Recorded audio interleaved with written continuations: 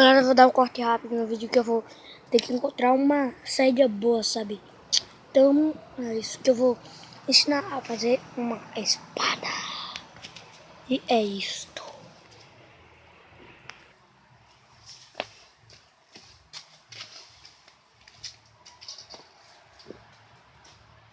Voltei, galera, e como eu disse, eu vou ensinar a fazer uma espada.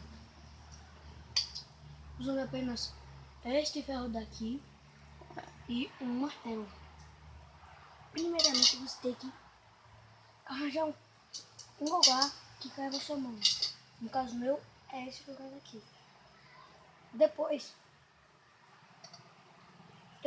hoje eu não vou ensinar a fazer o cabo, porque senão vai ficar muito grande. Depois eu pego o metal e faço o cabo. Só que eu não sei, vou ter que fazer um vídeo. Vou ter que procurar no YouTube como fazer. E é isso, galera. Eu vou fazer uma espada. Eu apenas não sei por onde eu começo. Onde eu começo. Gravou quando minha sobrinha estava aqui, porque eu ficava com a minha vizinha. Então, eu vou começar fazendo a ponta. Não. Começa fazendo o amasso aqui, sabe?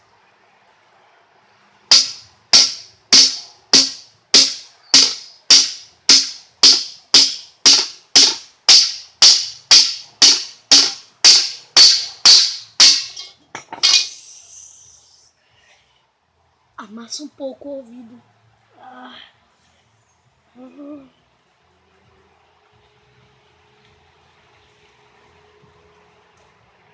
gravando, velho? Só um minuto que eu vou ver se tá gravando.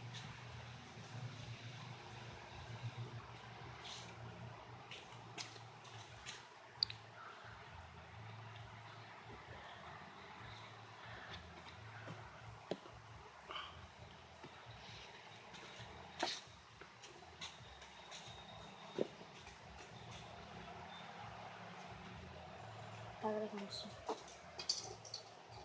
Eu errei uns detalhezinhos aqui.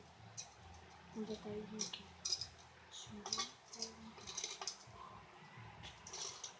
Não façam assim como eu fiz assim. Porque senão vai entortar e vai ficar mais pra esse lado. Você tem que fazer aqui, ó. Tipo assim.